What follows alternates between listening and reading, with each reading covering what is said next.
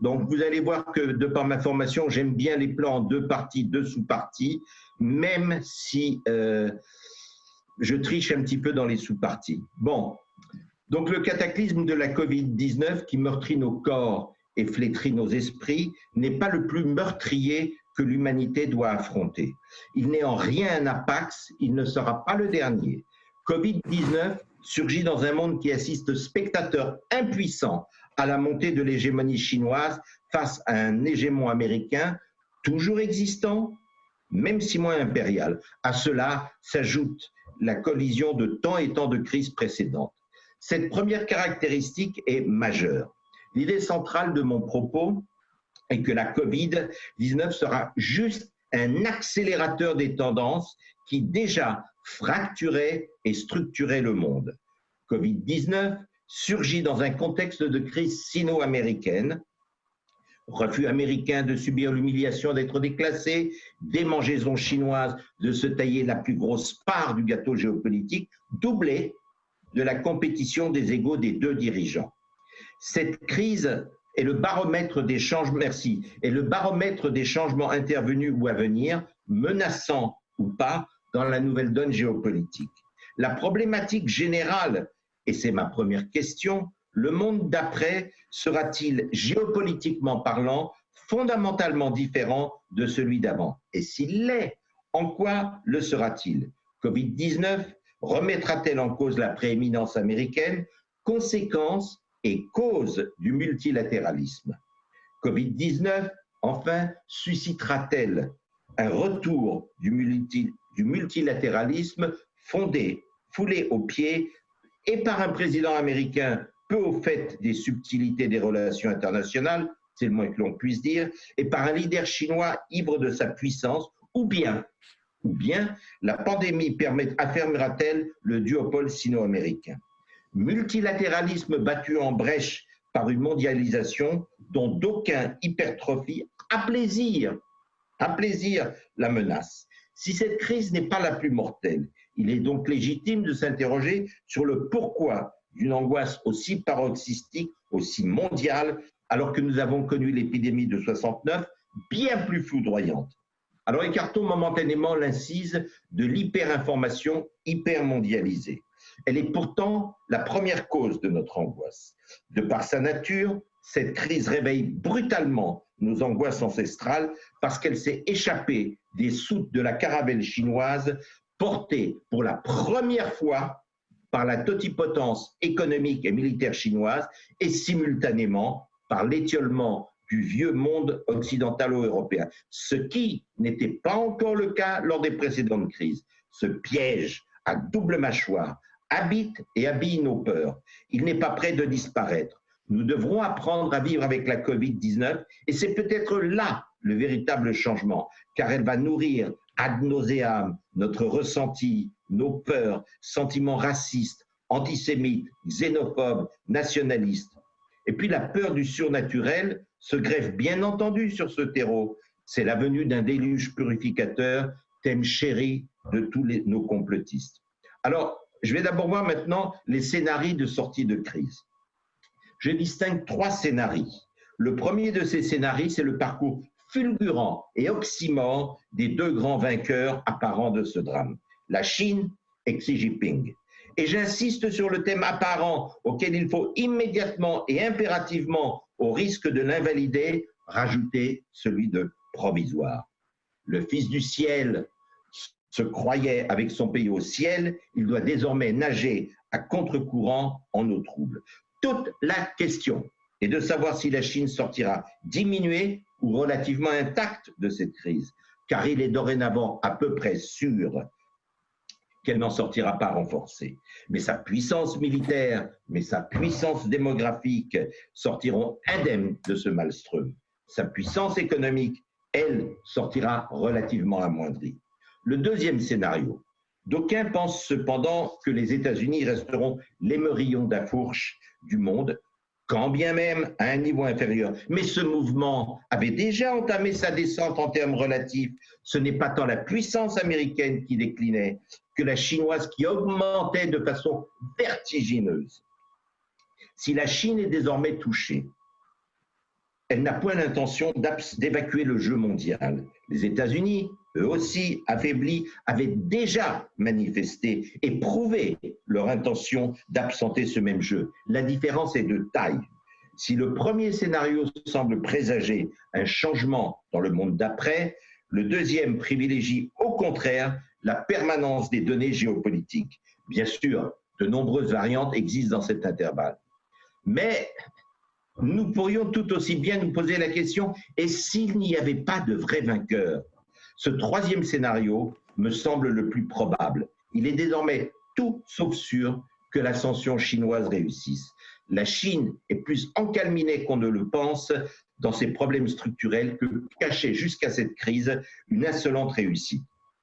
Chacune de ces hypothèses contient les arguments qui la vérifient ou qui l'infirment.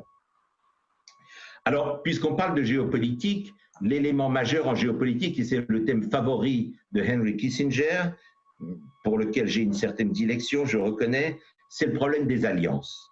Comment les alliances résisteront-elles ou pas au choc de la Covid-19? Cette dernière procédera-t-elle à une redistribution des cartes? Et va-t-on assister au floor crossing, notamment avec le Japon? Tel est le souhait chinois, tel est le cauchemar du monde occidentalo-européen. L'exemple japonais de rapprochement avec la Chine est intéressant en ce sens qu'il est le plus significatif de par sa puissance économique, encore davantage que l'Australie, qui avait pourtant amodié le port de Perth. Le Japon, ne l'oubliez pas, est le deuxième plus vieil allié des États-Unis. Et là, avec ce problème de renversement d'alliance, je pratique une incise, je n'ai pas le temps de la développer, c'est le Rückkehrversicherungsvertrag de Bismarck, et j'ai une certaine dilection. À mon sens, avec Thucydide, c'est ce qu'il y a de plus élégant et de plus puissant dans la réflexion géostratégique. Moi, je ne me lasse pas de relire ces deux choses. La quasi-totalité des pays, Serbie, Afrique, Cambodge, Iran, etc., qui se répandent en louange sur la Chine, étaient déjà ces affidés. La pandémie n'a donc fait qu'accentuer au grand jour leur vassalité, ce qui n'est pas le cas du Japon. Sera-ce un phénomène unique ou pas? Là aussi, cela permettra de mesurer l'impact de la Covid-19 et si ce cataclysme est appelé à forger un nouveau monde ou un monde d'après. Le RCEP sera un bon indicateur. Mais si le premier scénario se vérifiait, ce serait un premier gain pour la Chine. Alors, quand on parle de crise, eh bien, qu'est-ce qu'il y a dans toute l'histoire de l'humanité à propos de crise? Il y a les boucs émissaires. Alors, la mondialisation, véhicule dyadique du progrès et de liberté, est fragile, même si résiliente. Elle doit être protégée de tous les coups de boutoir populistes, nationalistes, collapsologues. Et ne leur en déplaise, c'est la mondialisation qui a permis si vite le vaccin. Dans le contexte Covid, la mondialisation, un des principaux boucs émissaires. Et dans cette mondialisation, même après le Covid-19, le grand soir n'est ni pour ce soir, ni même pour demain soir. Là encore, la géopolitique ne sera ni bouleversée, ni révolutionnée, et encore moins révolutionnaire. Vous pouvez aller au restaurant. Mais passé le temps de la mendication, les choses rentreront dans le rang. Soyons clairs. L'avenir nous sourira d'autant plus que nous ouvrirons nos frontières, immarcessible gage de progrès et de savoir, Covid ou pas. Mais cette mondialisation, attaquée de toutes parts par les fake news, sont le boulet sorti du canon chinois. Mais pas que, pas que. Nous viendrons à bout des séquelles économiques et sociales d'ici quelques années.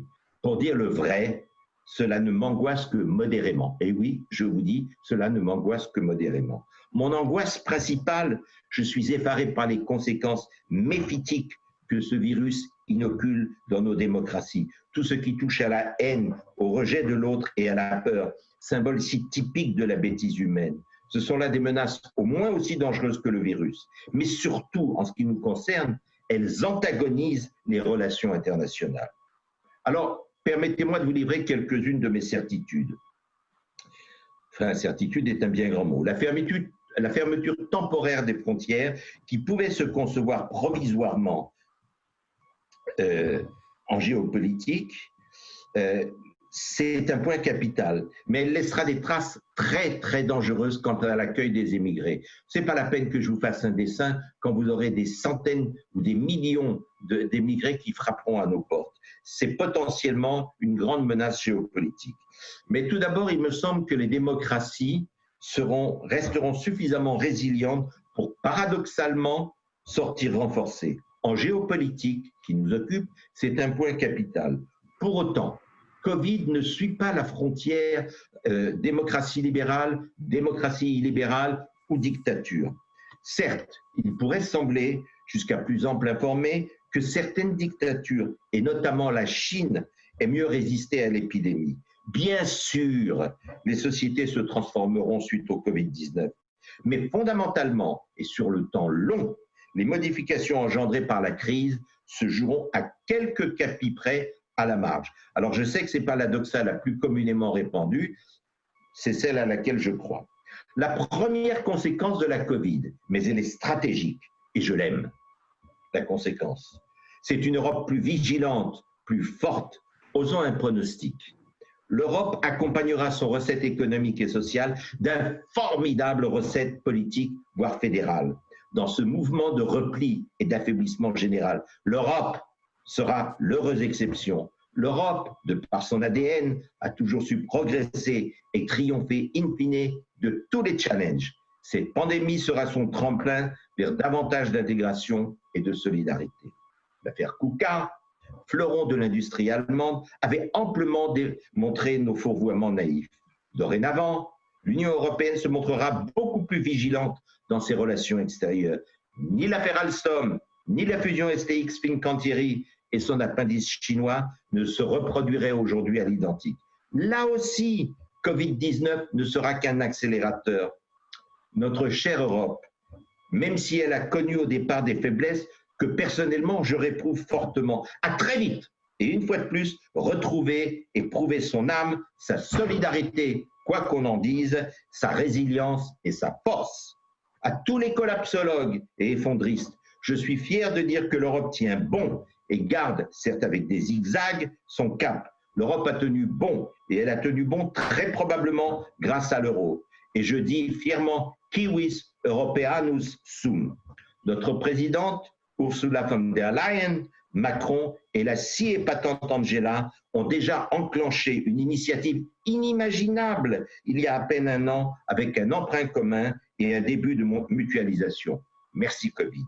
Il ne sera certes pas aussi facile que l'on pense de relocaliser des productions en Europe et aux États-Unis. Je ne m'étendrai pas sur ce sujet. Le professeur Bernard Guillochon en a parlé fort brillamment la dernière fois.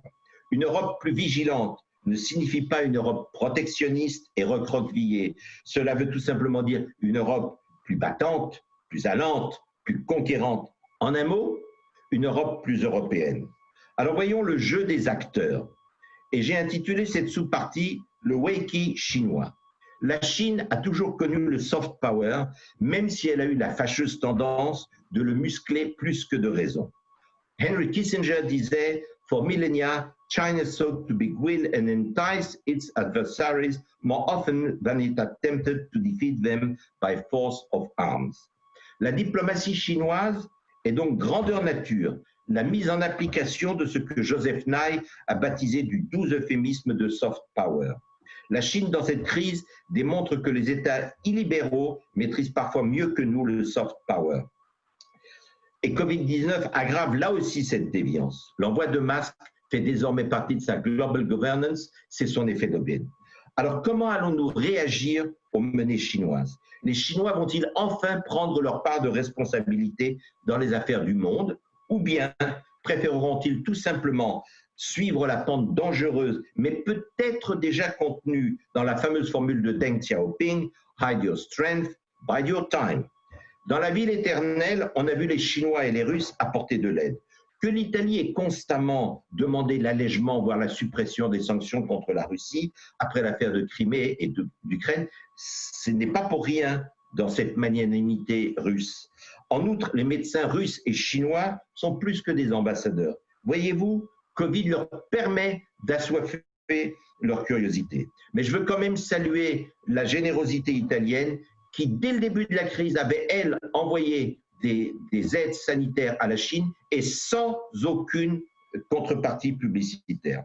Alors, ça permet à la Chine de démontrer son soft power, sa capacité militaire, mais c'est surtout le gain pour elle de diviser les pays européens entre eux. La Chine n'a pas propagé volontairement le virus. Je répète, la Chine n'a pas propagé volontairement le virus, quoi que certains en disent. J'ai horreur du complotisme, alors je ne vais pas, moi non plus, m'y mettre. Pour autant, la Chine a étouffé l'information, puis s'est servi du virus. Oui, il y avait un téléphone qui sonnait. La Chine sait parfaitement être opportuniste afin de prouver ainsi qu'elle est le nouveau Deus ex machina et que les démocraties occidentales ne trouveront leur salut que dans la gouvernance chinoise. Le temps n'est pas loin où l'on verra dans le cadre au bord la Chine offrir clé en main de la formation à des dirigeants étrangers, leur apprenant à gérer ce type de crise, avec en guest star le rôle irremplaçable, mais implacable du Parti communiste chinois. Le régime aurait ainsi démontré sa supériorité. Alors, retenons une citation d'un porte-parole. To date, leaders of 170 countries and heads of more than 40 international organizations sent support for China. They also commended China for its effective and extraordinary response, enormous sacrifice. Le mot qui est intéressant, c'est enormous sacrifice. Cela signifie aussi de façon subliminale l'isolement américain. Les liens qui unissent la Chine aux États-Unis pourraient fort bien connaître une suspension, voire un arrêt, à cause de la question de Taïwan. Sachons raison garder. Le grand soir n'est pas pour demain, la guerre entre les deux titans n'est même pas pour après-demain. Équilibre, et j'espère ne pas vous choquer, bien heureux de la dissuasion nucléaire ou liens commerciaux trop imbriqués, encore que 14 est riche d'enseignements contraires. Tel est le défi politique de la Covid-19.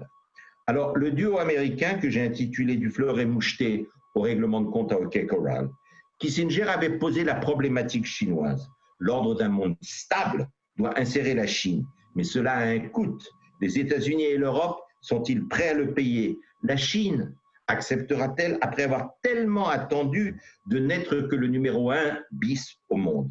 Conscient de leurs intérêts, malgré quelques frictions, la calinothérapie de Poutine a empêché tout dérapage. Les positions russes et chinoises sont voisines sur l'Iran. Covid est le champ d'expérimentation qui permettra au grand ami de Trump de se désolidariser de lui sur l'Iran. Et là, vous me permettrez un petit sourire parce que le président américain, ma foi, il est tout juste bon à manger du foin. Les approches chinoises et russes dans leurs attaques contre l'Europe et les États-Unis convergent. Le style et les modalités divergent. La crise du coronavirus rapprochera encore Poutine et Xi Jinping. Mais j'avertis cependant Poutine, Tovarich, la Covid-19 te vacilisera de plus belle vis-à-vis de la Chine. Alors bordons-nous à constater que la Covid-19 permet à la Chine d'agrandir son emprise. Mais il y a deux lectures possibles aux réactions chinoises. L'une, une arrogance liée à la croyance que leur kéros étant arrivé, ils peuvent donc tout se permettre. Ou bien, tout au contraire, un sentiment de panique, opportunisme conquérant ou simple consolidation offensive. Je n'ai pas le temps de rentrer dans le dilemme de la sécurité de Robert Gervis, mais c'est quelque chose d'absolument délicieux et savoureux. Bref, est-ce qu'on rentre dans le Thucydide trap dans toute sa splendeur, guerre inévitable ou au contraire inimaginable? Prédire l'une ou l'autre issue me semble prématuré aujourd'hui. Pour autant, ce qui m'interpelle est potentiellement source de conflit, car gardons à l'esprit que les représentations et les paroles sont capitales en géopolitique. Ainsi, un porte-parole chinois, « The responsibility and incompetence of its so-called political elite in Washington ». On frappe fort. La Chine, après avoir mentionné son rôle, montre que 170 pays ont eu le Covid et qu'elle a envoyé des aides à ces pays-là. Shared future of mankind. La Chine de victime se mue en teacher ou en leader. À bien considérer les choses, il me semble cependant que la réponse chinoise soit la continuation de la définition à tout le moins originale du multilatéralisme dont nous avions entreaperçu les prémices à Davos. On y vit en effet Xi Jinping endosser devant un parterre, mais méduser les habits du multilatéralisme et du libre-échange. Alors permettez-moi une simple considération. Lorsque la démocratie ou le multilatéralisme sont malades et que la Chine vient à son chevet, c'est rarement pour les sauver. L'unilatéralisme habite la Chine qui s'habille des vêtures du multilatéralisme. Enfin, son avertissement sur l'Iran est parfaitement clair. Que Trump ne se méprenne pas. La Chine ne se rangera pas de son côté dans sa dénonciation illégale du CCPOA. Coronavirus ou pas, la Chine avance ses pions. La Chine, tout en ayant dénoncé l'attitude américaine vis-à-vis de Téhéran, gardait cependant un low profile. Covid-19 lui permet de sortir du bois et d'accentuer sa politique. Ce sera un des grands défis de Joe Biden. Arbitrer entre, d'une part, la problématique Chine-Covid et l'Iran. Le rédacteur en chef du Global Times a dit « What really messed up the world is failure of the US in containing the pandemic. It makes the US unable to aid Europe. » Alors là, je suis tombé à la renverse quand j'ai lu ça, parce que ça signifie tout simplement que les États-Unis ne sont pas capables d'aider l'Europe. On ne peut pas être plus clair et plus menaçant. Nous sommes le maillon faible. Alors, c'est un avertissement, pour subliminal qu'il soit, à l'Europe. Ça veut dire, ne comptez pas sur les États-Unis. Ils essayent, mais sans succès. C'est ça ce que ça veut dire, le mot « to try ». Et il rajoute, « The United States should immediately correct its wrongful behaviors and stop smearing China before it is too late. » La Chine serait donc l'ultime recours. Enfin, immediately, retentit fortissimo. Alors moi, à ce stade, je suis interpellé par l'attitude chinoise. La Chine surréagit lorsqu'elle se sent humiliée ou lorsqu'un barbare étranger lui adresse un ultimatum. Elle est par ailleurs beaucoup trop subtile pour ignorer l'effet produit par ses propres mises en garde envers les autres. Il est tout sauf impossible que la Chine, croyant son moment venu, ne veuille forcer le destin. Alors cette première conférence de presse, cette conférence de presse, c'est la première manifestation publique non militaire d'avertissement chinois aux États-Unis. Que la Chine sorte vainqueur de la conquête des cœurs et du soft power semble aujourd'hui un pari perdu, sauf peut-être en Afrique. Pour autant, cette crise du Covid étale à la face du monde sa puissance redoutable et son assurance conquérante qu'elle ne veut surtout pas dissimuler. C'est ça qui est important. 3 mars, la marine chinoise a délibérément provoqué des incidents avec le Vietnam et épronné et coulé dans un geste de grande bravoure. Là, je suis épaté devant cette bravoure. Un bateau de pêcheurs vietnamiens. Et j'emploie le mot problème car il ne signifie pas obligatoirement une montée aux extrêmes. La montée aux extrêmes, c'est quelque chose qui est bien connu chez Clausewitz. Son spectre est plus large, mais démarre plus bas. Pour reprendre la savoureuse définition de Kevin Rudd, it may not yet be Cold War 2.0, but it is starting to look like Cold War 1.5. La cyberwar chinoise pourrait intervenir à tout moment en représailles. Il suffit simplement pour elle de fermer des livraisons. La lutte contre le Covid-19 en serait bouleversée. Alors, les coupes sombres dans les budgets militaires rendront l'utilisation des cyberarmes beaucoup plus tentante.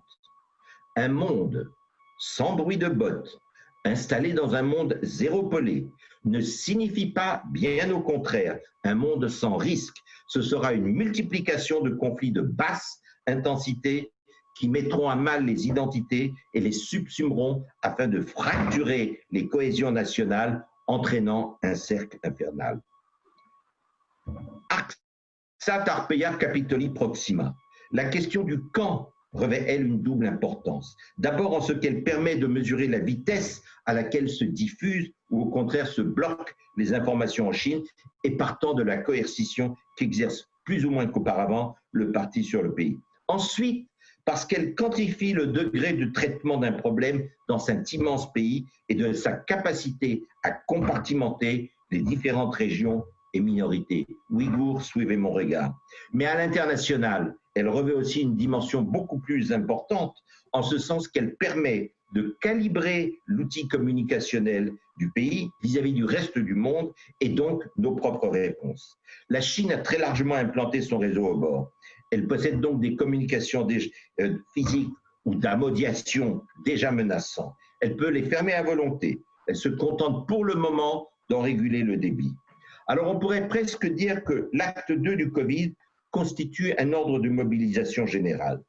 Mais je vous demande de garder à l'esprit que la thèse centrale de Paul Kennedy, qui est remarquable, c'est qu'aucun État n'a connu la grâce ou le destin d'être de façon permanente et structurelle en avance sur le reste du monde. Comme les hommes, les sociétés sont mortelles. Or, précisément, la Chine, après avoir connu l'ivresse des nombreux succès de sa diplomatie au bord, rencontre désormais les inévitables premiers revers. La Chine a essuyé le feu des diplomates africains en poste à Beijing, qui en avaient assez des traitements racistes des conquistadors chinois. L'inverse est aussi vrai en Afrique, où les Chinois avaient aussi des menaces racistes. Alors prenons garde à ne pas nous bercer d'illusions quand même, parce que les coups d'arrêt ne feront pas de la Chine un invalide. Ils ne la ralentiront pas fondamentalement. Le train chinois est lancé, et sauf implosion intérieure, rien ne l'arrêtera. Covid-19 ou pas. Et là, il y a un morceau qui est absolument exceptionnel. La lettre, je ne lis pas le Bild parce que c'est franchement pas un journal spécialement intéressant, mais là, ça vaut son pesant de cacahuètes, comme disait l'autre.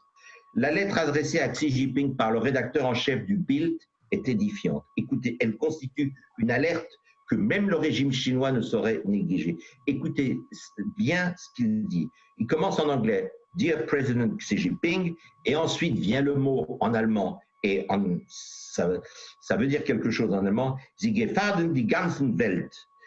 This isn't friendship, I would call it imperialism, hidden behind a smile, a Trojan horse. You will not succeed. Sie gefährden die ganze Welt. C'est extraordinaire ce réveil. Xi Jinping, dont je sépare la réussite de celle de son pays, mène en effet deux combats, intérieur-extérieur.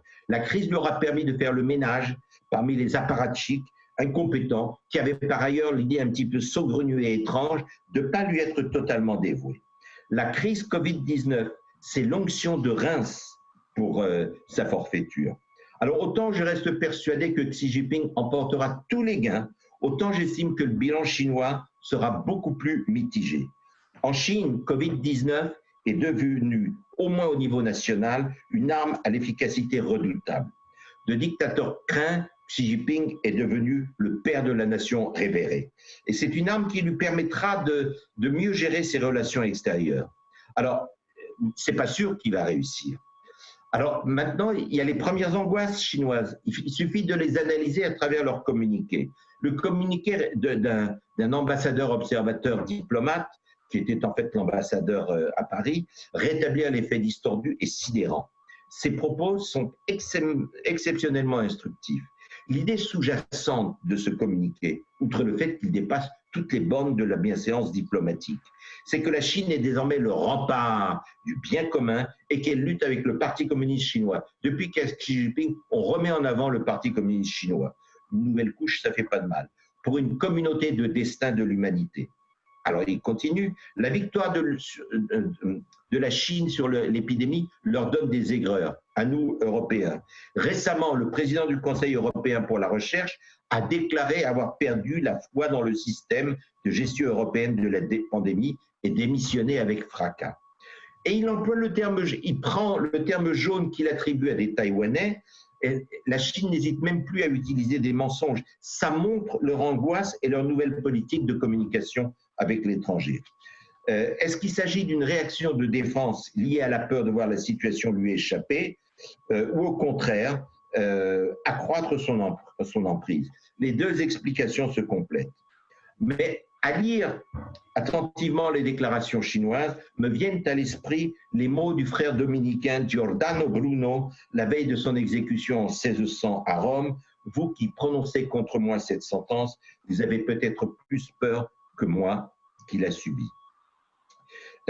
La Chine utilise partout son soft power pour déstabiliser les pays entre eux et surtout Taïwan. Il s'agit de boycotter Taïwan et dans une moindre mesure le silence sur la Corée du Sud parce que il faudrait surtout pas montrer qu'ils ont mieux réussi qu'elle. Ça montrerait que le parapluie nucléaire américain est nécessaire et le parapluie commercial chinois moins nécessaire. Alors voyons les réponses américaines, et ça serait toute la stratégie chinoise qui en serait bouleversée. Voyons les réponses américaines et européennes, les forces et les faiblesses. Les réponses. Les faiblesses chinoises sont d'abord les raisons d'espérer des sociétés occidentales. Les conflits économiques sont chaque jour plus intenses. La Chine a certes des réserves, mais elle ne peut se permettre le moindre faux pas, car elle dépend beaucoup plus que les autres pays des exportations. Mais cette crise aura le mérite de révéler que la Chine est certes un colosse, mais un colosse aux pieds d'argile. Et Beijing s'en aperçoit de ça. Pour autant, il est à l'abri d'une menace militaire. Mais si Beijing devait être entravé dans ses exportations, et il le sera, alors c'est son régime qui trémulera. Adieu Jiangxi et surtout adieu He Ping-Jueqi. Oui, mon chinois est pas top. Alors on appréciera la grande sagesse, entre guillemets, je vous en prie, de Trump dans les réponses américaines, parce qu'il a eu tout faux sur toute la ligne jusqu'au 28 février. Je reprends un tweet tellement instructif, celui du 22 janvier. Écoutez bien, c'est intéressant. One of the many great things about our just signed giant trade deal with China is that it will bring both the United States and China, l'Europe, elle est passée à la trappe, closer together in so many other ways. Terrific working with President Xi, a man who truly loves his country, much more to come. Alors là, franchement, les commentaires sont totalement superfétatoires. Mais les perceptions qu'on a de la menace chinoise commencent un petit peu, on commence maintenant un petit peu à les voir. Joseph Borrell l'a dit, et le président Macron lui aussi, qui a déclaré « There are clearly things that have happened that we don't know about. And obviously, it seems that things we don't know have happened. » Les juristes américains, c'est une autre réponse, vont peaufiner d'ores et déjà leur class action contre des avoirs chinois. Mais en cette occurrence, je l'aurais dit à Trump, je le dis à Joe Biden, parce que Trump n'est pas l'inventeur de l'arme de l'extraterritorialité. Il en aurait été incapable d'ailleurs. Mais l'arme de l'extraterritorialité judiciaire est profondément belligène, car on ne menace pas Beijing comme on menace l'Iran ou l'Europe. Et peut-être surtout, cette arme est belligène parce que son efficacité est émoussée. La Chine tient autant les États-Unis que l'inverse. Et si une arme est émoussée, on n'a plus peur d'utiliser une rétaliation. Alors selon moi, il y a deux principes qui vont continuer à gouverner les relations internationales. Et c'est profondément rassurant. Phobos, Kerdos, Doxa. Ça, je le tiens de Thucydide, c'est un mode d'analyse qui n'est pas dépassé. Et ça demeure, heureusement, et c'est rassurant, les moteurs de toute relation internationale. Et je dis à Joe Biden dans les réponses qu'il va apporter maintenant à la Chine, qu'il s'inspire de ce que Kissinger a dit devant le hearing de la Commission des forces armées du Sénat américain. What do we seek to prevent or achieve, no matter how it happens and if necessary alone? What do we seek to achieve or prevent only if supported by an alliance? And what is the nature of the values we seek to advance? Pour ceux qui croient que Kissinger n'est qu'un réel politiquaire, relisez la dernière phrase. Alors, quand bien même la puissance américaine sera moins titanesque, Gulliver sera peut-être empêtré. Pour autant, il ne sera pas empêché. La puissance économique américaine sera rabotée, mais elle devra être comparée au reste du monde au sein duquel les pays qui comptent stratégiquement ne seront pas mieux lotis. Bien au contraire, la crise les handicapera davantage. Parce que les moyens pour asseoir une politique expansionniste sont beaucoup plus importants que pour se défendre. La Chine a besoin d'un niveau de croissance très élevé. En dessous de 6,5, on ne sait pas où elle va. Les Européens et les Américains n'ont pas besoin d'un tel niveau. Alors, dans ce combat entre la Chine et les États-Unis, ça me faisait penser à ce que Raymond Aron disait à propos du conflit du Vietnam. Il avait suffi aux Nord-Vietnamiens de ne pas perdre une bataille pour gagner la guerre. Ici, il nous suffira à nous, occidentaux, de ne pas perdre de bataille pour gagner le combat. Alors, que Trump ait entaché son seul combat justifié contre la Chine ne saurait cacher le fait que si les Américains livrent correctement ce combat, le reste du monde les suivra à la seule et unique condition qu'ils retrouvent leurs valeurs et qu'ils assurent un vrai leadership. A purposeful American role will be philosophically and geopolitically imperative for the challenge of our period. Yet, world order cannot be achieved by any one country acting alone. C'est de Kissinger. Alors, l'hubris chinois et son kéros. La Chine avait donc devant elle une fenêtre d'opportunité comme jamais auparavant. Le contexte politique lui était pourtant assez favorable.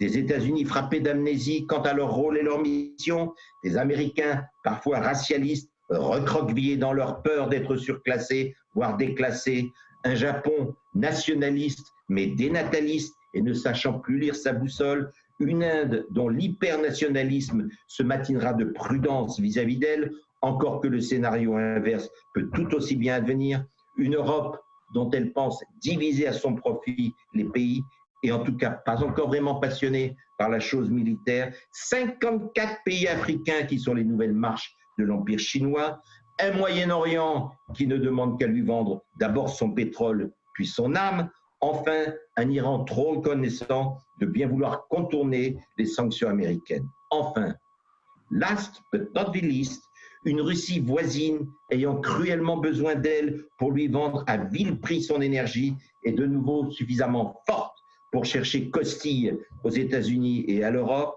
une Russie assez puissante pour l'épauler dans certaines régions du monde et lui servir de bras séculier sur le plan militaire dans d'autres régions, mais néanmoins trop faible pour s'opposer frontalement à elle. Et pourtant, un grain de sable ayant pour nom Covid-19 risque de soulever le dragon jaune en Chine. L'histoire nous a appris que même les plans les plus sophistiqués peuvent se gripper. Avec le coronavirus, pour la première fois, les États-Unis ne sont plus leaders dans les luttes sanitaires. C'est un signe. Le leadership américain, désormais entamé et abîmé par le slogan « America First », hérité des nazis américains, on ne le rappellera jamais assez, a mis en lumière l'impréparation américaine à tous les niveaux. Comment va-t-il pouvoir continuer à inspirer une politique s'il devient si imprévisible, si bâclé, si faible? Plus grave, la République impériale américaine ne veut plus ou ne peut plus exercer de leadership mondial.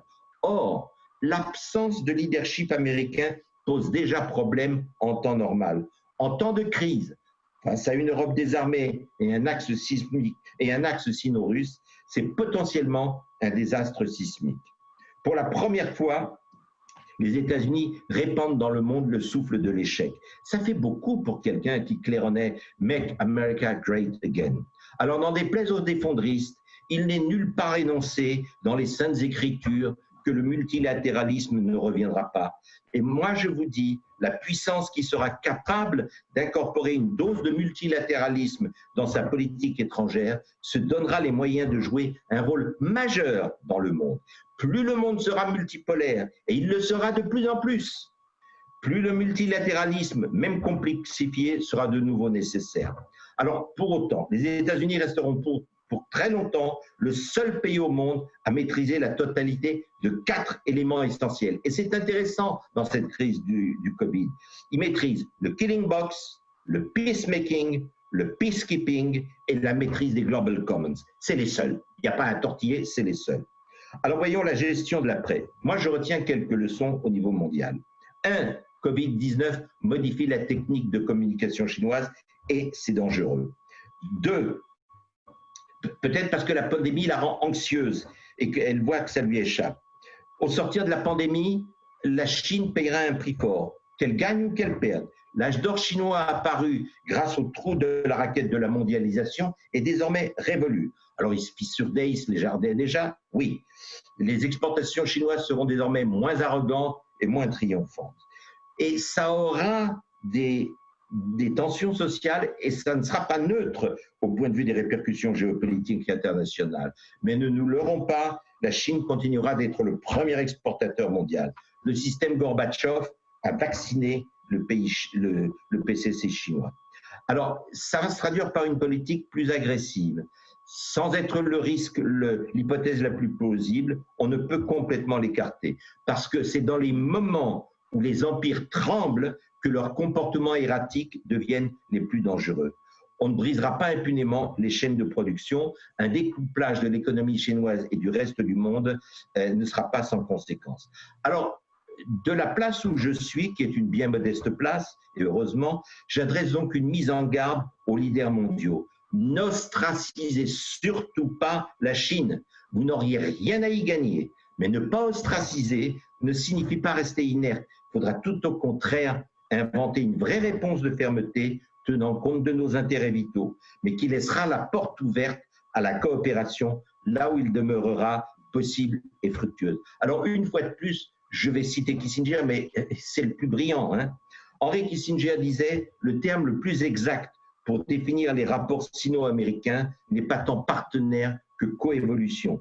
Aucun n'avalise tous les buts de l'autre et aucun ne pose l'identité totale des intérêts. Mais les deux parties s'efforcent d'identifier et de mettre en œuvre des intérêts complémentaires. » Alors, l'intervention de Macron du 13 avril, elle est intéressante d'abord parce qu'elle est européenne et ensuite parce qu'elle pointe le problème africain. L'Afrique risque de tomber dans l'orbite chinoise et russe et à ce moment-là, c'est pas une opération Barkhane, c'est 10 opérations Barkhane dont on aura besoin. Alors, on parle de réfugiés climatiques, il faudra désormais inclure les corona-réfugiés. Et là, Angela, désirant hélas, quitter le pouvoir, qui aura sa hardiesse, sa force d'âme de prononcer le formidablement courageux « Wir schaffen das ». La diplomatie sanitaire et les vaccins feront leur apparition sur la scène géopolitique. Mais quid novi, rappelez-vous Bernard Kouchner, dont il sera plus juste de parler d'approfondissement. Mais enfin, acceptons l'idée que le coronavirus fera date. Les signaux indiquant un basculement sont tantôt trompeurs, tantôt surinterprétés. Cependant, leur arsenal fait sens. Trotsky tenait qu'à un certain niveau, la quantité devient qualité. La baisse des budgets militaires sera préoccupante dans un monde où les menaces sont fortes. Cette course aux armements, son maintien ou sa baisse, ça constituera le ferment d'une insécurité. Et le problème du seuil des 2% au sein des pays de l'OTAN, même avec Biden, sera source de tension entre les États-Unis et l'Europe. L'Europe aura sa part de fardeau, peut-être pas la plus importante quantitativement, mais le symbole européen sera le plus éclatant. La politique étrangère européenne, et nous sommes européens, donc je développe sur l'Europe, la politique étrangère européenne sera plus présente, les clauses passerelles seront plus fréquentes, mieux acceptées. Remercions Macron et Angela de parler de souveraineté stratégique européenne. Angela a tenu bon, mais c'est Angela avec l'Allemagne et l'Allemagne avec l'Europe. Sachons être reconnaissants envers Angela. Grâce à elle et au couple franco-allemand qui ne s'était jamais vraiment délité, l'Europe a tenu bon. Angela est certes fragilisée dans sa gestion internationale du Covid, mais la mutualisation de la dette fera de nombreux petits, c'est une vraie révolution. Alors on a daubé ad nauseam sur l'évanouissement de l'Europe, son délitement, son éclatement, sur son côté fantomatique et sur le serpent de mer qu'est la fin du couple franco-allemand comme moteur de l'Europe. Alors je laisse ces calembres d'aine à ceux qui au fond d'eux-mêmes s'en réjouissent ou s'en éjouissent. Le virus Covid-19 aura au bout du compte été notre meilleur fortifiant.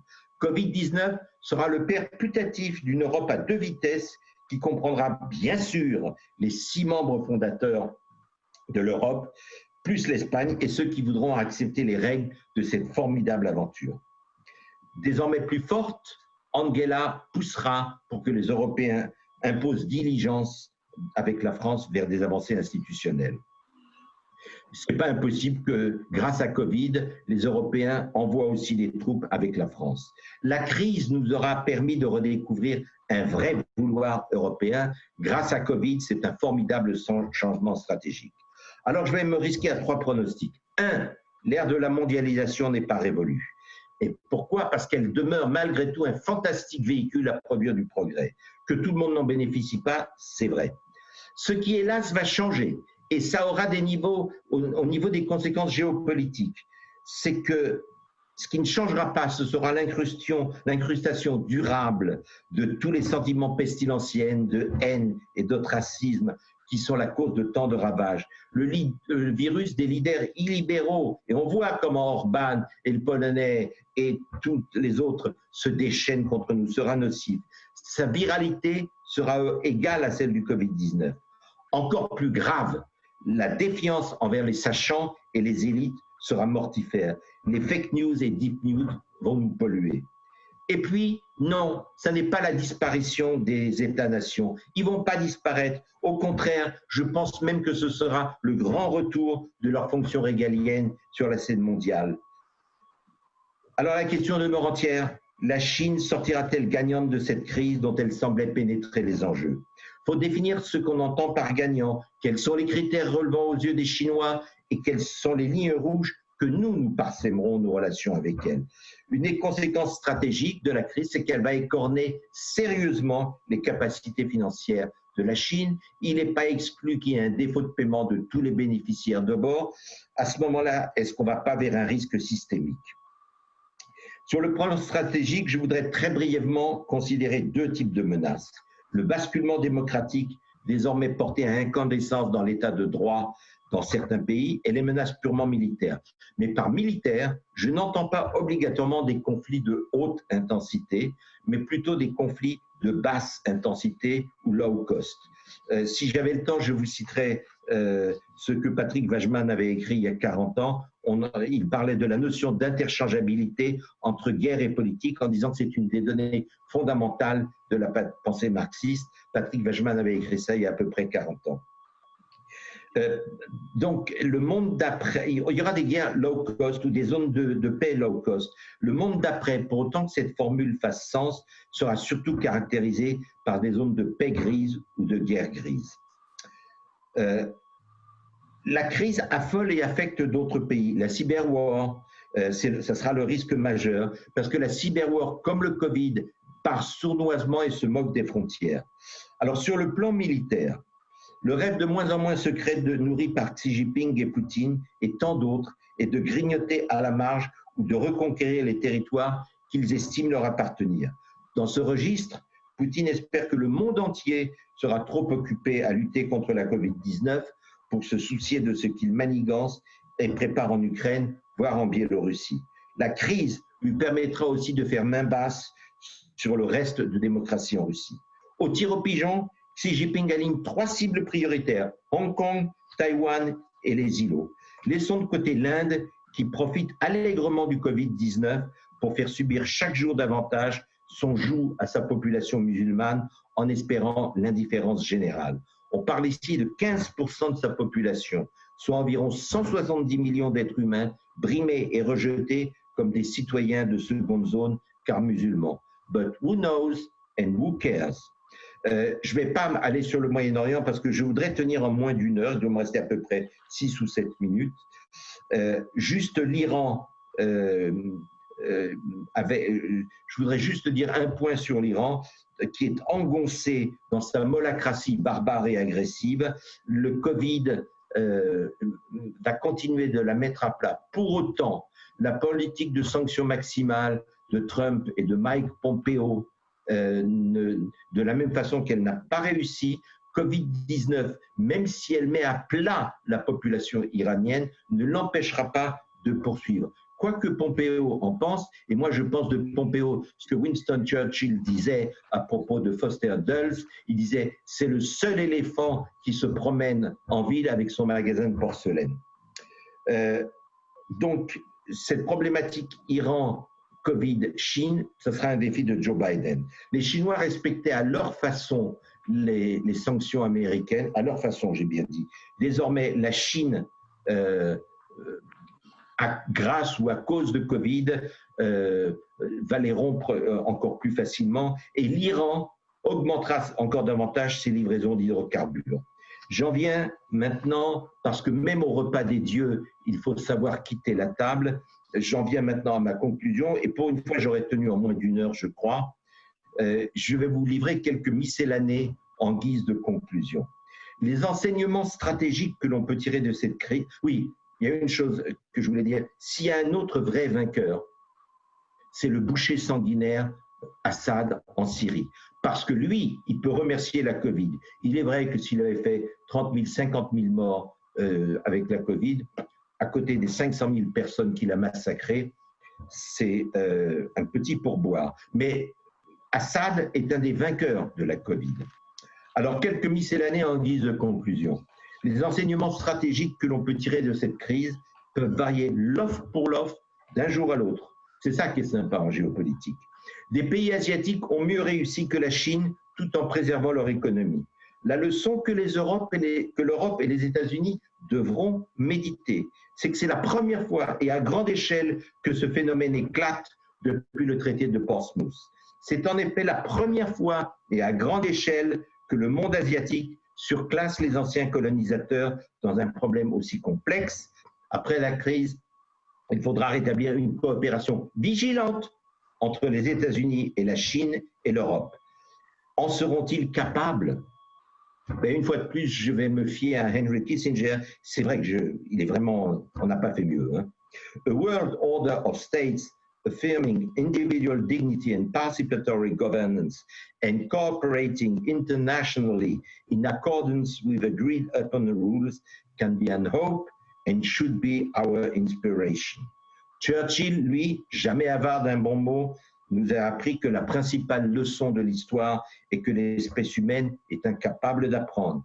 Alors moi, je rappelle humblement au nouveau président américain qu'il traite avec la Chine. Ce n'est ni la Corée du Nord, ni l'Iran, ni même la Russie.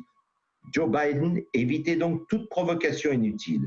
Et je conseille à Joe Biden de bien intégrer le scénario suivant avant qu'il ne soit trop tard, dans un conflit classique, toujours selon Clausewitz. Clausewitz, c'est vraiment aussi du très très lourd. Hein. Il est impératif de sortir au plus vite d'une impasse, faute de quoi un des deux acteurs peut accepter une situation momentanée, déséquilibrée, dans le seul but de placer l'adversaire en situation périlleuse sur une marche plus haute de l'escalade. Clausewitz, c'est vraiment phénoménal. Chaque fois que je le relis, et je le relis pratiquement toutes les semaines, j'ai un plaisir fou. Je voulais vous le faire partager. Il faut donc que nos deux compétiteurs, Biden et Xi, comprennent les représentations et intérêts de l'autre.